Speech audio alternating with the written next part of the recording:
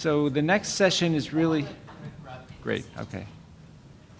The next session is really more interactive, and it takes place in each of the 3 rooms. It's entitled How Scoliosis Affects Me. And for people in this room, it's how early onset and neuromuscular scoliosis affects me. And I'm thankful that I have some of my patients here and my families here to talk about their experience with how scoliosis affects me. And we will talk about spine deformity in early onset. Again, the themes are that this is difficult and much more difficult to control if you're young, because you have to control it during all these years of powerful growth. And we talked about, Jack Flynn mentioned how scoliosis occurs so rapidly because of this powerful growth that happens between 1 and 5, and especially between 10 and 15 years of age, when the spine grows up to 10 centimeters during this period, and the chest almost doubles in size from age 10 to 15. And we're trying to preserve and restore that growth to the scoliosis, the spine itself, and also to the thorax itself, so you can be healthy and have good hearts and lungs. So we use things like the cast treatment, which can actually control or even sometimes cure the scoliosis. We use growing rods in some cases, which need to be lengthened every 6 to 12 months. And we use things like the Vector or hybrids of the Vector, which can power the ribs and power the spine indirectly, after Bob Campbell brought that to our armamentarium. And now we have the MAGIC technology, which allows external lengthening of spines in some cases, but it's not for everybody. It's not necessary for some young kids, and it's not really helpful for some patients who have stiffer spines. That doesn't always work. So really the questions to ponder as we talk between patients and doctors are, how does the scoliosis affect me now? How will it happen in the future? How will I feel with it? What's the effect of this treatment on my school, my siblings, the other kids that are helping you, but sometimes not getting the attention that they might want, the parents' jobs, what's the anxiety I'm going to feel when I go through the treatment, and also what will be my future. So these are some questions that patients, I think, and their families will either ask or maybe want to ask but didn't, or think about asking. So we have lots of different scenarios going on here, and I'm thankful to have Mark Bruck, who will be talking about his experience with early onset neuromuscular scoliosis. So, Mark, why don't you give your thoughts, if you would.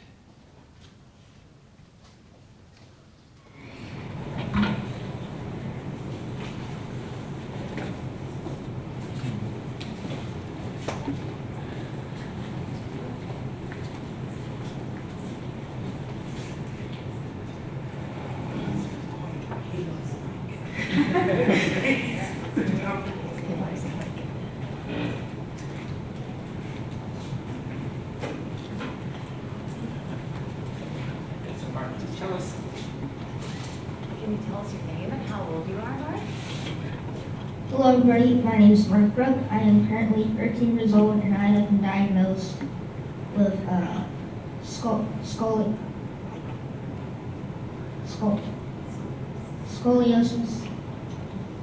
And what that does to you, it curves your spine in some ways. Some can be very bad, some can be very good, or not good, not that bad. I have been diagnosed with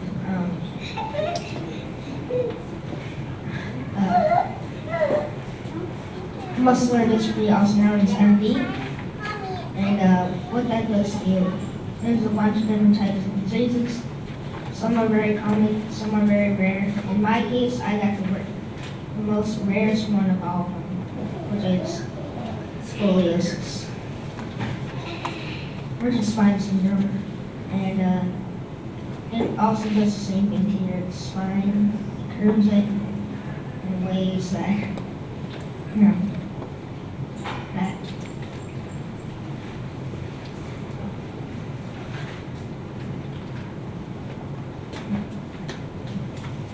Mark, can you tell us a little bit about what it was like when you were in your brace for scoliosis? I I know that's been a few years ago. Do you have many memories of that? To be honest, That's what we want, honesty. forgive my language, but that was hell. Like every single day when I had to wear it, I would just try my, like, plus my parents were so strict on me when I used to have it. They'll make me wear it for hours, and I would just take it off every now and then, just try to hide it or whatever, and they'll just find it again, make me wear it again. And I didn't really like it. I know it was supposed to help me and, you know, like either delay or prevent my surgery, but now that I've thought of it, I think I would stick with surgery because that's what's going to cure me. And when I have brace, I'm not going back there ever again. Sorry. I told you to be truthful. Those are some honest comments. Now, with Mark having neuromuscular early onset scoliosis, it is a challenge to really control these curves with bracing. So what is coming up for you this summer, Mark? What's on your calendar? Oh, I'm going to this camp for kids that have disabilities, and I have a few myself. And basically gives kids opportunities that can't, like for kids that can't do much things like other normal kids can. It is a camp where, again, kids with disabilities to have a chance, you know, have an opportunity to, you know, like do things that they once couldn't because like they were either disabled or they just couldn't do it. And it's fun. You get to spend a week there day and night. You have a counselor right next to you. I have a counselor myself, and I've been best friends for like 4 years now. And his name's Nate, by the way. And you know, you just get to have fun. Like, you know, like especially when you get the best part is getting away from your parents for a week. You know, I can't say the same for my dog. I gotta have my dog. I just can't take my dog away. I just gotta. If it was possible, I would just take my dog with me. Come on, Max. And, That does sound like a lot of fun. I'm so glad you have that coming up. It's in June, right, Mark? yeah, it's MDA in- camp? Yeah. I think it's near 16th. Ooh, fun. Just a few weeks away. So once you get home and settle back into life at home, what happens next? What happens after camp? Well, then I go up to my surgery. Now, in case many of you are wondering what surgery is, it's basically, well, I mean, it's different for everybody, but for my case, they're going to put some rods or something in my back to, you know, to straighten out my back and, not back, spine. And, the bad news is my spine won't, you know, like develop or grow any longer, but my arms, like here, my arms and legs will continue to grow. And hopefully, I can get to a decent size, and you know, they'll keep me medicated. I'll be under anesthesia for the actual procedure by an IV bag, and I'll be in the hospital for about a week. And then for like a few weeks, I'll have to rehab to help me exercise and straighten out my muscles so I can get back to where I'm, you know, so I can have a normal life again. Because with this spine of mine, I can't do things like other kids. Like, for example, basketball. I see my friends, I shoot a basketball right here, and here I am, it's like a bottom, just watching them. And once I get my spine fixed, hopefully, if I'm able to, I can get that ability. I can be like Michael Jordan. You'll be dunking the ball. All right. Well, thank you, Mark, and his mom, Lisa. Let's hear it for Mark.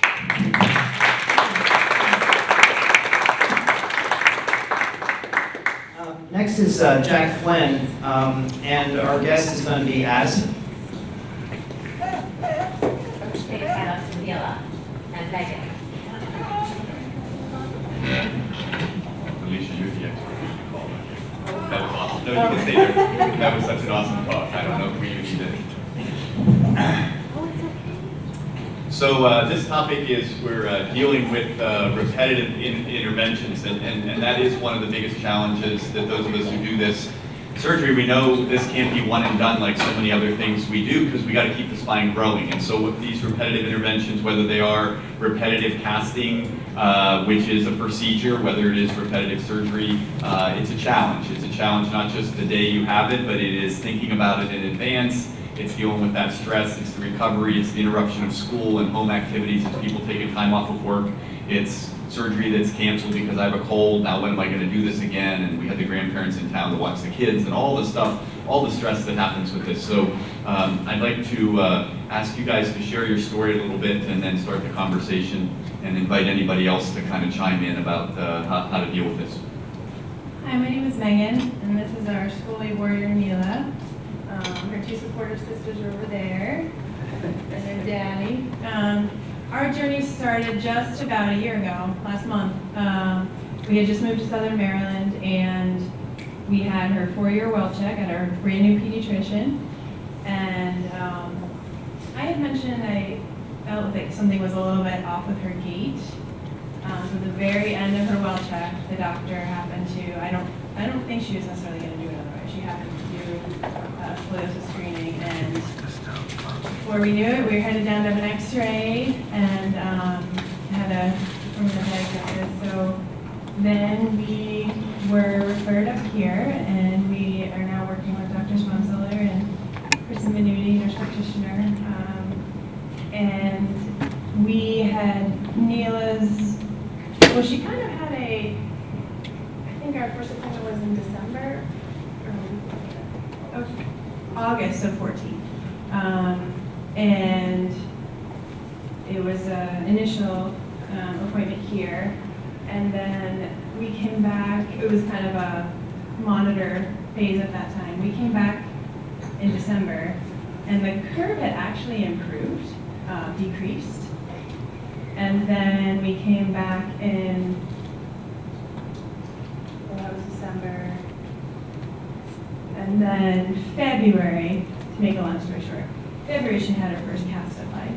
So how, when you talk with Dr. Sponseller and his team, you said, okay, we're gonna put this cast on, that's gonna fix it, and he said, no, it may take a few. How did you deal with that as a family, starting to think about how this was gonna play out in 2019, 2020, et cetera? It was actually a surprise to me, I'll be honest. Any reading we had done to try to educate ourselves, everything read brace, brace, brace. So when I heard cast, I was like, wait a minute, what? So we had a lot of questions. They were very supportive, answered all our questions. And in February it was decided it was time. We actually did the cast, Neela had the cast applied without anesthesia. So they did it in the clinic with the casting team. She did phenomenally well. That was the first one? That was the first one, applied in February. And it went from under her arms to her hips. There's a belly hold here for lots of good eating. Dinner. Yeah, dinner. There's belly hold one. Yeah. Oh, yeah, that's belly hold one. And just one belly hold two. Belly hold two. Thanks to Dad. And we came back, I think it was May 9th, right after her 5th birthday, and had that cast removed, the first cast removed, and this one was applied, again, outpatient. How'd she do anticipating that or talking about it? Even if you were driving here, she must have started to recognize we're going to go do something else. Was she stressed out? How'd you deal with that? Knowing that the second one was coming? Yeah, knowing we got to go do this again, and when is this going to end, that kind of thing. We at home tend to talk about it, not a lot, but a little bit more ahead of time. She's a very, very intuitive kiddo. And she did really well. We had family come to town to help us out, so we kind of made fun adventure of that beforehand. And we also had a child life specialist here involved that had reached out, and that was a big help. A familiar face. Yeah. kind of a different way of thinking about it. Some of the things we heard about in your presentation, very helpful. Yeah, so we did actually, it was reassuring to see a lot of the things you recommended we actually had done already. There's a couple of we're going to take note of and try to apply in the future. I think the initial casting was kind of a shock to us, and we didn't know if she was going to be ready to have a cast on. So I think we delayed a little bit on putting the initial cast on. And she did way better than either of us did with it, to tell you the truth. Still playing t-ball, even with the cast on with her arm up. So she's doing everything that she can to kind of try to make some kind of a celebration before we put the cast on. So we took her to Great Wolf Lodge and, hey, let's do one last go swim and water slides and all that stuff.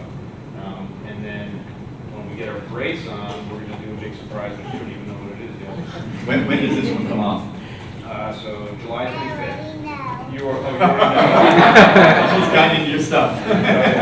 She's listening. The other surprise, not necessarily surprise, but after we got this one initially, we didn't have the arm in the cast. So did the X-ray, said, hey, it didn't really improve much. We need to put the arm in. So I was like, okay, a little bit of a gut check for us. But she's still playing t-ball, and now she's now you're a righty, huh? Instead of a lefty hitter. But that's right. You like to hit both sides. The biggest thing for me is what can I possibly do to be helping her in this situation? Trying to make sure I'm doing it, and we're doing as a family everything that we can, which it's not something we can control, right? But trying to help in a way that might We were talking beforehand, one of the challenges that parents have these days, especially of older kids, maybe kids get 8 or older, they can get on the internet and they can see super scary things. I had a boy who was falling asleep, about ready to have his spine fixed in my operating room a few weeks ago, and the last thing he said to the anesthesiologist was, please don't sell my organs on the dark web. He got into something, and he was reading something that somebody should have never been looking at. But this is what we need to know, is that in the background they can have fears and they can have things that are fantasy. They are completely unrelated to what we are experiencing, and that can be part of the stress and struggle as well as parents to deal with that kind of stuff. Well, I think Neela gets an award for what she did today. Does she want to make any comments to the group? Yeah, would she like to comment on her experience? Do you want to say anything about your cast? What do you think about your cast? What's your favorite part of your cast? I bet you I know. So there's all different kinds of duct tape. Yeah. So we managed to find, what kind of duct tape do you have? Unicorns? Unicorn duct tape. It saves a ton for cleanup. I'm glad you mentioned that it doesn't hold her back at all. She can play t-ball, and Dr. Flynn saw a child very active. I think a common question is, how is this going to affect my child developmentally? Are they still going to walk on time? Are they still going to talk on time? And generally, we don't see any interference beyond a temporary blip. And they handled the casting very well, and they accommodated beautifully. Well, thank you very much, Neela. Next is Dr. Cahill and the Brassos, Maureen and Mark. They have a very interesting story to share with you.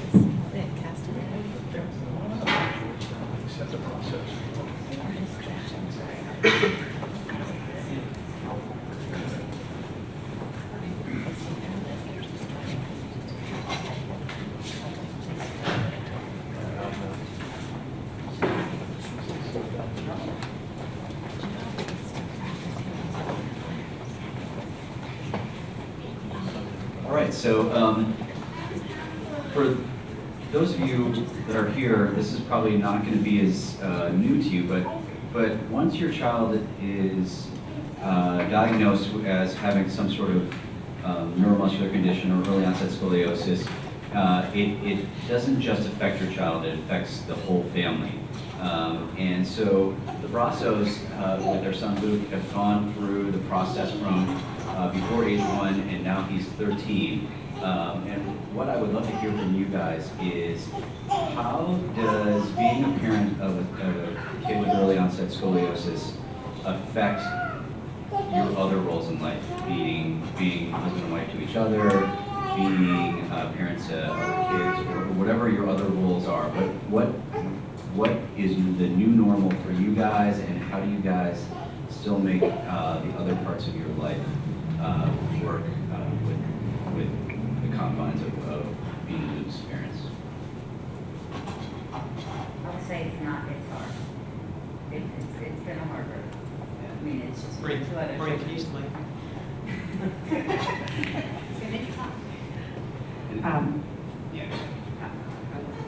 So we have two other children, 18 and 16, and Luke will be 13 in July.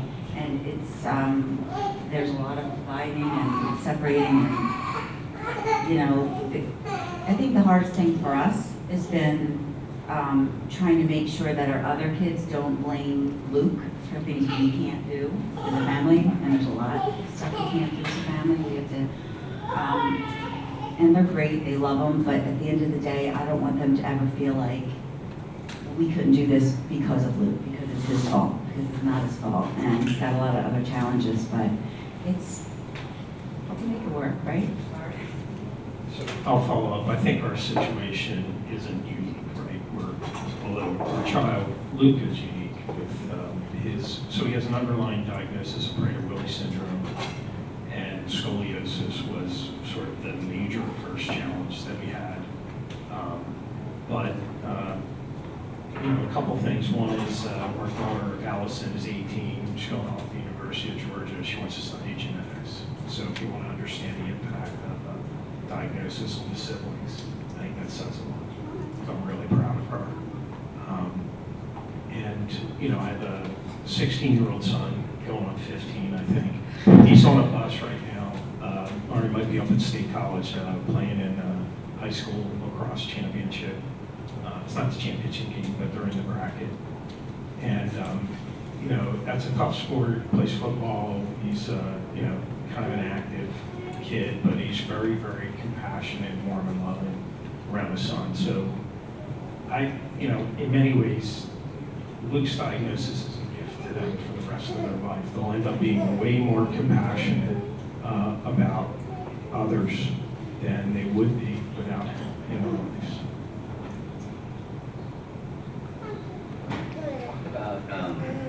Maybe you can give us some insight as to some of the things that other families might take for granted that for you guys is a huge win if you get to that point, or just not part of your normal lives. Yeah, so Luke was diagnosed at age 9 months, and he ended up with a pretty complex defect. Big curves, high thoracic, sweeping lumbar curve, torticollis, trunk shifting rotation, kyphosis. There it is. We knew that we could do nothing, right? And it wasn't going to go away. But as the data now shows that you showed earlier today, doing the most aggressive thing would have sentenced him. I started living his life forward in all the surgeries and revisions, et cetera, lengthenings. I just didn't want to subject him at age 18 months to potentially 30 surgeries, invasive procedures. So we started on a path where I just let a couple things guide us, which was in medicine, at first do no harm, the Hippocratic Oath. That's how we approached it, right? We wanted to not have him be 13, look back and say, if only we had done this. But we needed to balance that by doing something, but not doing the most aggressive thing. So in the intervening, 9 years, so it was 7 years. He had braces and then serial casts, and then followed by more bracing, and eventually technology caught up. So we bought him that time to let technology catch up. I think that, right now he's doing fantastic. And it's just a huge victory for him. You guys were sharing with me out in the hallway. Where's Luke right now? And when was the last time you guys left Luke without one of you guys? This is the first time. This is it. So we came in last night, decided to come down for the weekend and go out to dinner, have a little bit of a life, and still in bed by 10. Okay. But we don't go out. I mean, it's just hard. Luke's nonverbal, and so he understands more than he understands. His receptive is good, his expressive is not. And he also has an autistic diagnosis. So he's got a lot going on and an apraxia diagnosis, so he doesn't, he's the motor planning. So for us to take Luke out, especially now that he's a little older, is nearly impossible because he's rigid in his behaviors. And so when Alicia asked me to do this, I thought, well, we'll go out and make a night of it and go out because it's just really hard. And with the other kids being so busy, and I always say to Mark, it's a good thing we like each other because we spend a lot of time together. And then when Luke's in bed at night, that's our time to just be.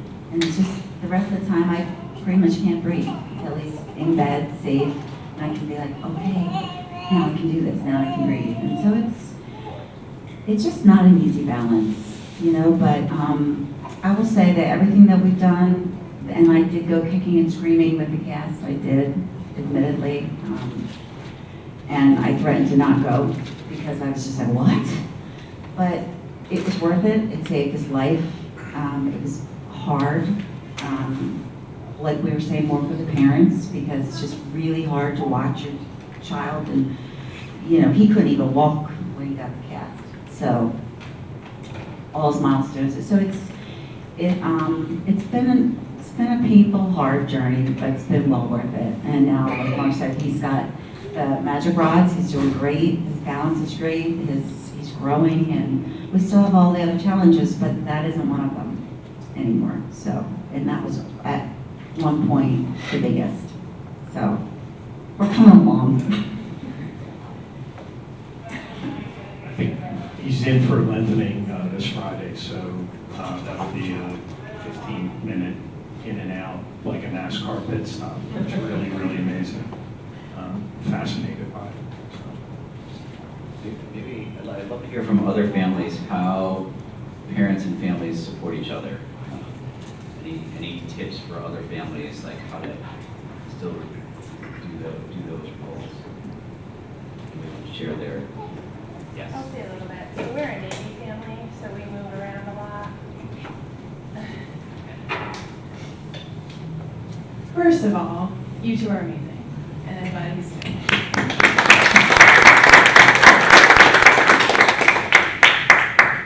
And his brother and sister. Brother and sister.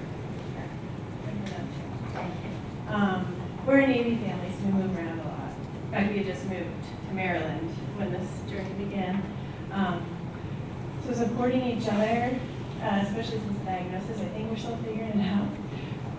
The reason I said we're a Navy family is some places we live, some tours, Tom's not able to be around a lot, not able to be home a lot.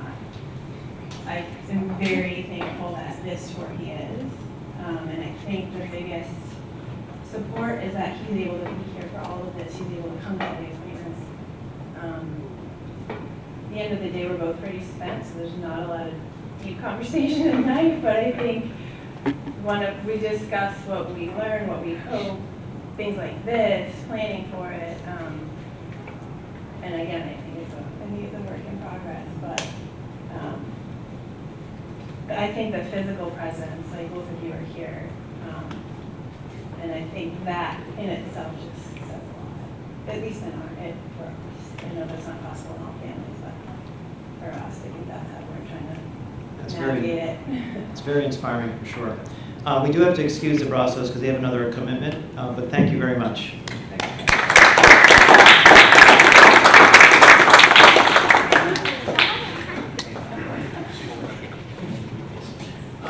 Next, we'd like Sadie and her mom to come up, and Alicia's going to facilitate our discussion.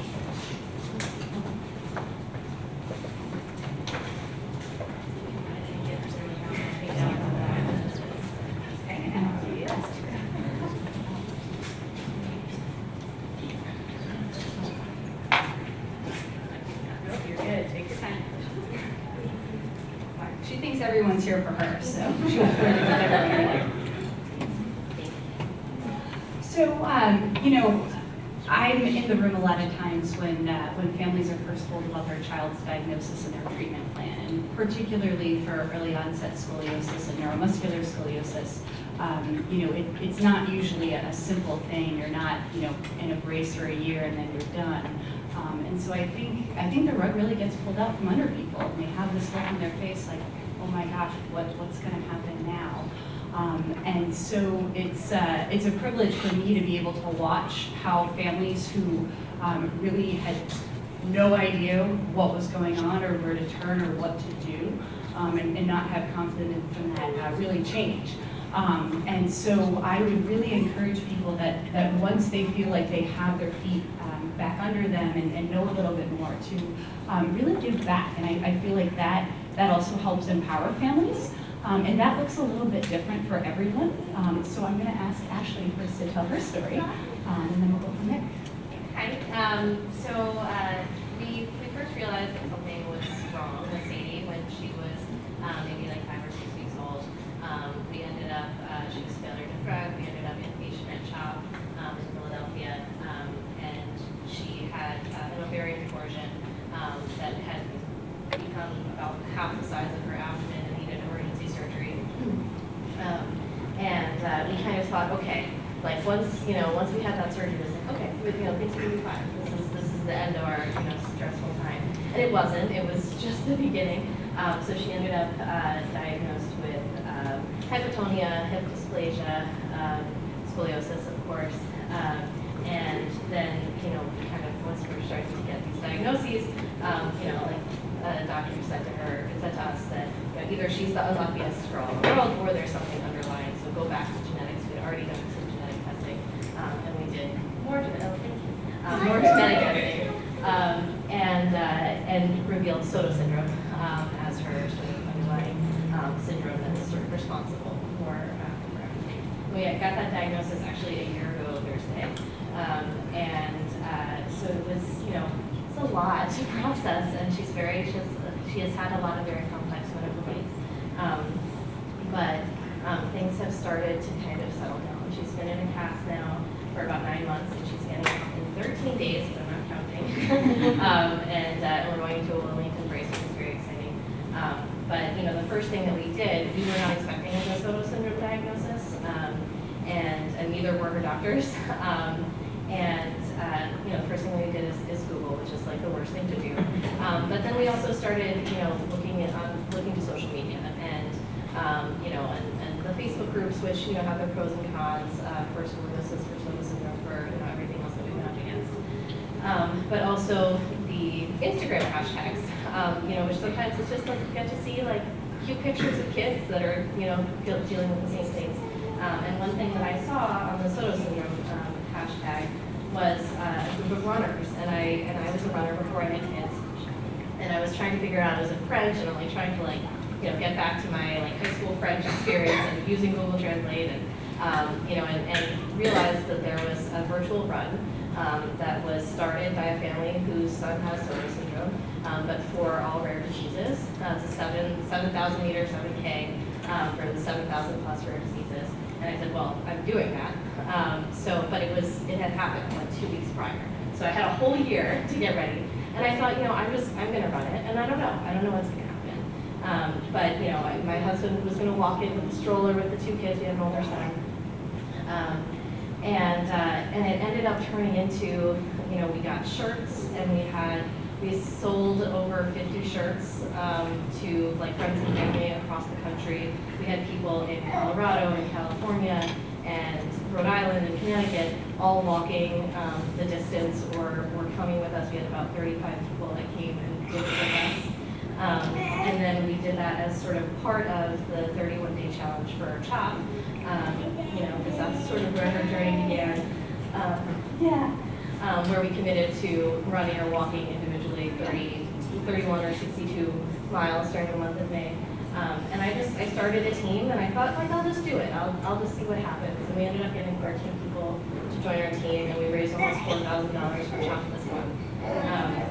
And then, of course, I was like, well, I can't do nothing for Nemours, right? So I signed up to run a half marathon for Nemours in October, which is terrifying because I've never run more than 4 miles. So we'll see how it goes. But for me, it was finding that entry point as something that I like to run. And so for me, if I can run and it can mean something, and I can start these conversations. We had so many people that took part because and asked questions. And we got to share Stevie's story, but we also got to talk about, we got to talk about scoliosis, and we got to talk about Soto syndrome, and people were active and involved, and we raised money for research and for Child Life and things like that. And obviously it's not running for everybody, but there are so many ways to get involved, whether it's advocacy or involvement or volunteering or fundraising. And I think social media can be a really good point of entry to just sort of see what's out there.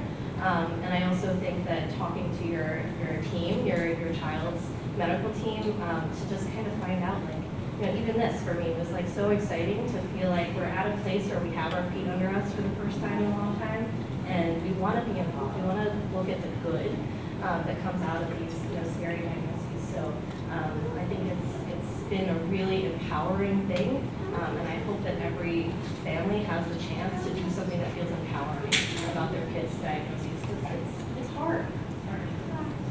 It is really hard, and I think you touched on some of the different buckets for things that people can do. So one of the simplest ones is just talking with another family who's newer to the diagnosis. So perhaps your institution keeps a list of mentors, and if you can just add yourself to that list, then it's really nice for us as providers, when we have a family who's brand new, to just sort of scan that list and find someone who might be a good match, and be able to set them up via email, and then let them take it from there.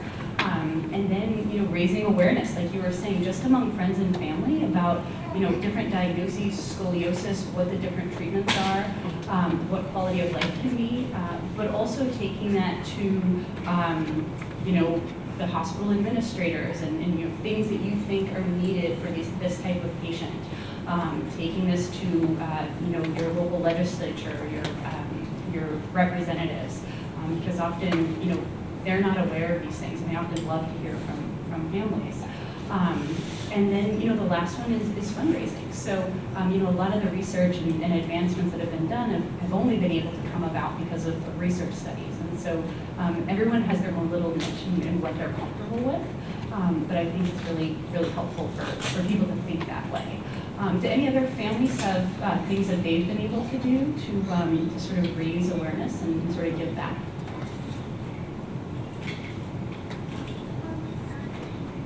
Do any providers have any stories?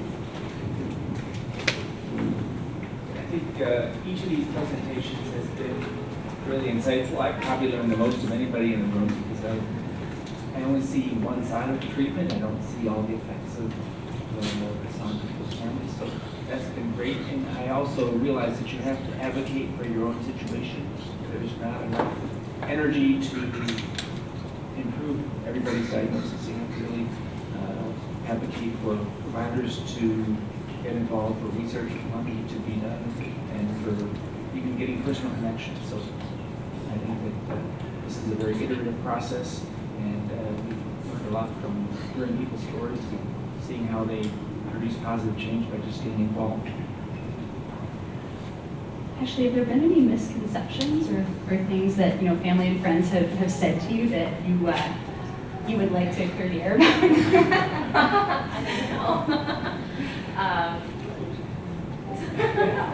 Things about or so oh my gosh, she's in a cast, does that mean she can't do anything, or I don't know if I want to touch her because she has all these diagnoses, that sort of thing. Yeah, for sure. I mean, we were just with family last week, and my husband's uncle said, when she gets the cast off, I'll hold her for her. you know, and you know, people will say like, oh, she's in a cast, like, can you take it off, you know, to let's put her in the pool. Yeah, no, like it's a cast, it doesn't, you know, and definitely, and there's a lot of people who say, oh, she has scoliosis, you know, my cousin's sister had that in high school, or, you know, she wore a bracelet in high school for a little while, or something like that. You know, and it's, and there are so many, you know, there are so many people that, as we saw with the statistics, you know, in the first group this morning, but it's also, it's the same and it's different. And I think it's challenging to acknowledge that sort of connection while also, you know, saying, well, it's still not the same for Sadie, and it's still, you know, she has these challenges being her age with the past and all these things. But you know, I think it's just, it's important to not get sort of, I think, frustrated, because I think it's easy, especially early on when you're dealing with the stress of all of it, to just be like, oh, that's too much. And you're like, oh, do I take the cast off to give her a bath? No, you know. But I think people's curiosity comes from a place usually of like genuine concern and interest, and so I think it's important to try as hard as it can be sometimes to sort of override that feeling initially of you know, I don't want to answer this question again, and really use it as an opportunity to educate and to direct people to resources where they can learn more. You know, and I've like just posted infographics that I found on Instagram, and you know, had families say like, this was so informative, and I never knew, like I never understood, and I didn't want to ask. And so just like sort of being as open and sort of forthcoming as you feel comfortable, which is going to be different for everybody, but sharing as much as you feel comfortable so that people don't feel uncomfortable, particularly, you know, because there are people who just don't want to ask because they don't want to be rude, or they don't want to, you know, or frustrate you, or feel like you have to answer the same question over and over, but they want to know, they want to understand so that they can support you in the best way possible. And so I think trying to have that mentality helps a lot. Do we have time for one final question, or are we all set? Yeah, 1 minute and all minutes. Perfect. So I guess my final question for you was her older sibling. Has there been anything that you were surprised about with how they handled it, or how have they done it overall? So my son, they're 25 months apart, so he's just over 2 years older, and he's sort of, he's 3.5. He doesn't totally understand a lot. So, you know, it's funny, like, we'll just say, like, oh, Sadie's going to the doctor, and that's this weekend. I was in D.C. with family yesterday, and it was just the two of us, we went on a girls' trip. And it's like, I want to come. Are you at the hospital with Sadie? Are you at the hospital? Can I see the hospital? Where are the doctors? So, you know, he has an understanding of, like, that Sadie goes to the doctor a lot.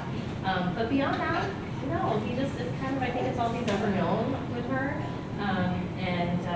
You know, it hasn't, and we try, as was mentioned before, you know, not to say like, oh no, we can't do that because, you know, or we can't go have fun inside a little bitty sprinkler because Sadie can't do that, you know, and trying to strike that balance of like, you know, sort of encouraging compassion without saying like, you know, without saying no, basically. So it hasn't been super challenging, I think, because he's still so young, but there's still plenty of time for that to change. Well, parenting is hard enough. So thank you so much for coming. We really, really appreciate it. Thank you very much.